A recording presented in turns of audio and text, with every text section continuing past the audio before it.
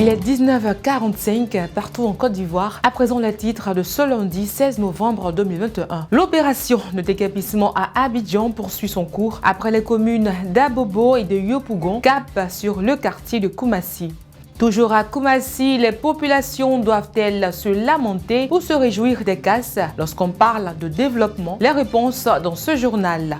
Hier marquait la journée de la paix en Côte d'Ivoire. Comment les Ivoiriens l'ont vécu et quelles ont été les résolutions prises? Les précisions toujours dans ce journal.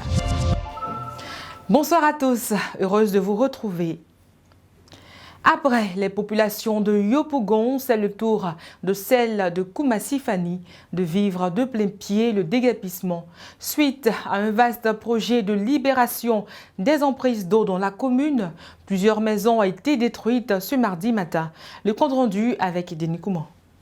Le quartier Fanny, dans la commune de Koumassi, était en ébullition. Tôt ce mardi matin, les populations ont reçu la visite des autorités policières et municipales pour une opération de déguerpissement. Ustensiles de cuisine, mobilier de maison, vêtements et autres faisaient l'objet des rangements. L'on pouvait aussi apercevoir les jeunes fouiller les décombres à la recherche d'objets utiles, au grand désarroi des parents.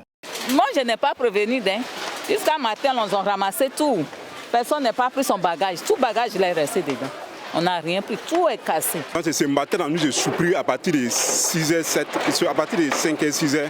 Nous, je suis pris, nous tous. On dormait même. Voilà, on dit qu'il y a une machine qui est là, avec d'autres microbes, avec des corps habillés. Ils ont commencé à mettre gaz partout, ils ont gazé tout le monde a fui en même temps. Ils ont commencé à casser. Les familles désemparées sollicitent la clémence des autorités. La majorité des habitants de cette zone d'habitation sont des personnes démunies. C'est des femmes vives qui étaient ici. Et les orphelins qui sont beaucoup, parce que beaucoup de parents ne sont pas là. Tout cela, on va rentrer où aujourd'hui? On est là maintenant, peut-être on se donne à Dieu maintenant. Et puis on va voir l'État aussi. Si l'État peut venir à nous aider, merci. Là, franchement, ça nous fait beaucoup plaisir, quoi. Si on peut gagner quand il a dormi, et voilà, c'est tout ce qu'on cherche pour le moment. Pour les autorités municipales, c'est une opération d'intérêt général qui s'inscrit dans la vision du premier magistrat de la commune, de faire de Koumassi une cité où il fait bon vivre. Depuis pratiquement un an et demi, voire 2 ans, il y a eu ce projet de déguerpissement des populations qui ont occupé donc l'emprise d'évacuation des eaux usées. Le ministre même a mené une mission donc avec le DG du Bénet et également avec le DG donc de l'ONAD. Il y a bientôt un an et demi. Les populations avaient été donc sensibilisées à libérer donc ces emprises afin qu'il n'y ait pas de soucis d'inondation dans ces quartiers-là.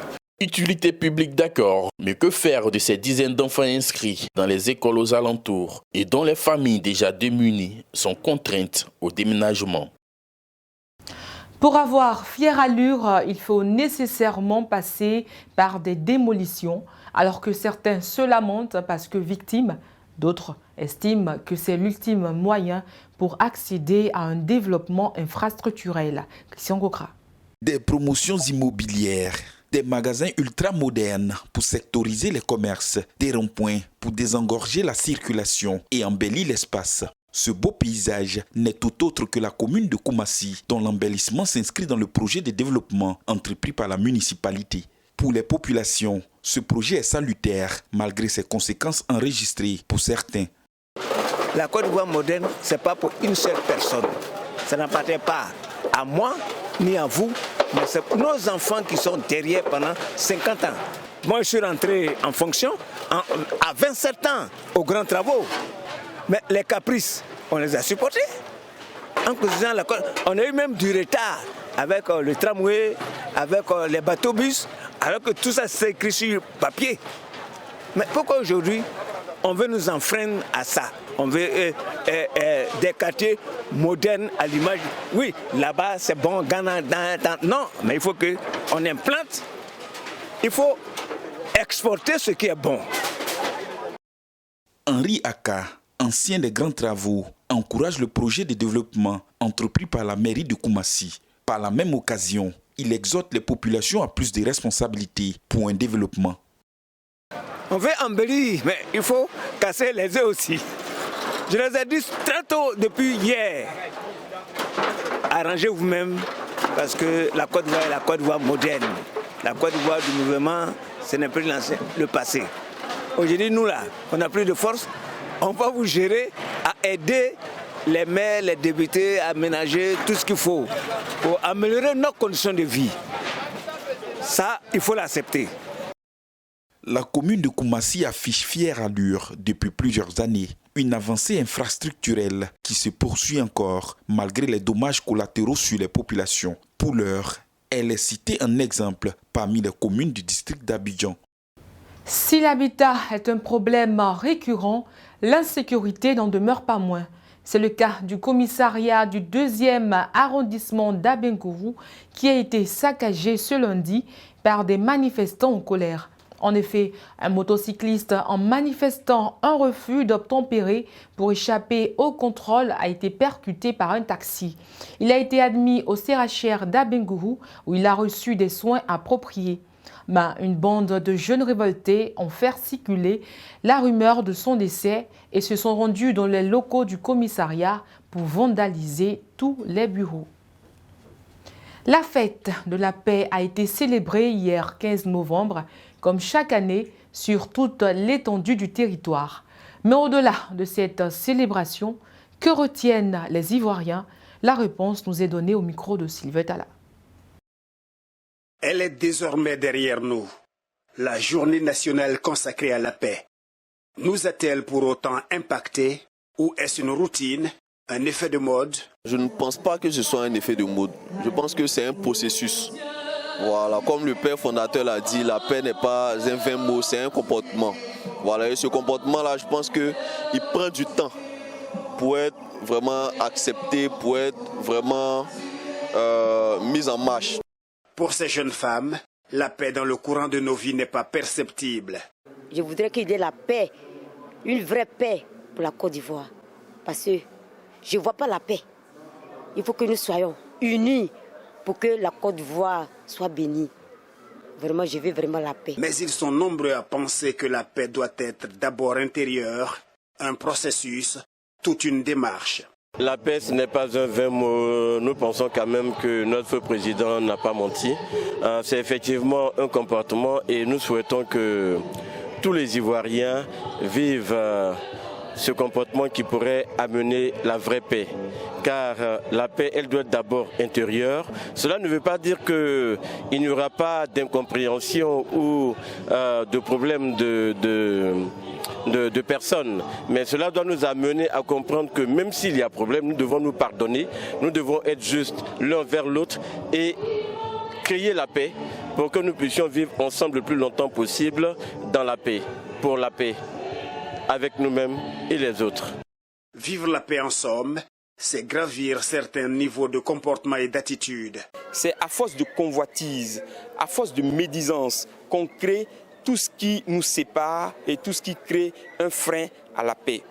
Pour qu'on puisse vivre la paix, il faut d'abord ressentir cette paix, il faut la désirer, la souhaiter et se mettre en action pour que la paix soit.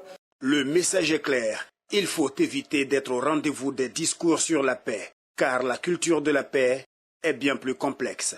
Et notre pays, plus que jamais, en a besoin.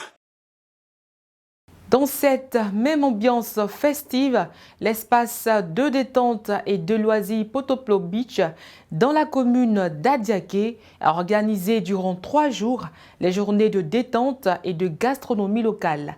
Des détails avec Denis Kouman. La célébration de l'édition 2021 de la Journée nationale de la paix a donné lieu à un long week-end. Une occasion pour profiter de ses proches et passer de bons moments de retrouvailles et de convivialité. À Adiaké, durant 3 jours, l'espace Potoplo Beach n'a pas désempli.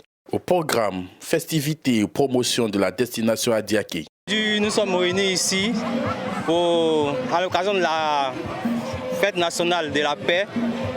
Nous voulons commémorer ensemble ici à l'espace Potoplo Beach. Où était la première école? L'école Elima.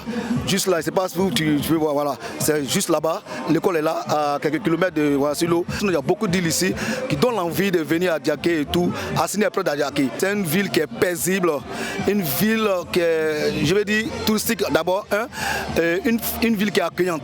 Donc du coup, nous invitons tout le monde à venir. C'est la seule ville où tu viens, on t'accueille comme si c'était chez toi à la maison. Séances de natation, promotion de mai, détente et loisirs ont donné un cachet particulier à cette célébration. Les participants ont salué l'initiative avant de délivrer des messages de paix et de cohésion. Précisément aux jeunes d'Adiaké, la paix, ça ne s'explique pas au fait. C'est un tout d'entendre. Ici, c'est vrai, c'est une ville. C'est maintenant ça commence à se développer, la ville est devenue grande. Nous, avant, là, on est tous une famille ici. Tout ce que je peux dire, de rester en cohésion et surtout de dire à la jeunesse d'Adiaké qu'il faut se battre. Il ne faut pas s'asseoir comme ça et puis un matin, et puis ça va venir. Tu dis, bon, je suis assise ici et puis l'argent va venir, mais il faut travailler dans la vie. Il faut se battre. Surtout la jeunesse ivoirienne. Il ne faut pas, on va se mettre... on va s'adapter à la facilité au fait. Non, non, non. Il faut travailler. La ville d'Adiaké est située au sud-est de la Côte d'Ivoire. Elle est bordée par la lagune Abi qui s'étend jusqu'au Ghana et Natou qui fait d'elle une ville touristique d'avenir. Parlons à présent Covid-19. À ce jour, nous comptons 8 nouveaux cas confirmés, 22 guéris et 0 décès, ce qui totalise 61 511 cas confirmés, 60 400 guéris et 702 décès. Les chefs d'état-major de la marine des pays de la CEDEAO réunis à Abidjan profilent leur stratégie de lutte contre la piraterie maritime et la menace terroriste dans le golfe de Guinée. En effet, cette réunion qui se déroule sur 2 jours vise à rectifier ce qui ne va pas, aller à l'assaut de la piraterie maritime et la pêche illégitime et définir les actions de sécurité maritime au niveau des États dans l'objectif de préserver l'économie bleue au niveau du golfe de Guinée.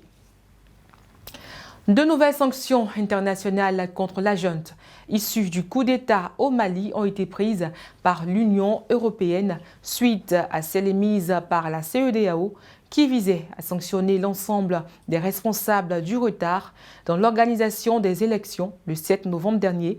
Pour l'heure, l'Union européenne refuse de dire officiellement qui figure sur la liste d'extension avant la sortie officielle du journal, mais le but des Européens est d'apporter tout leur soutien à la région.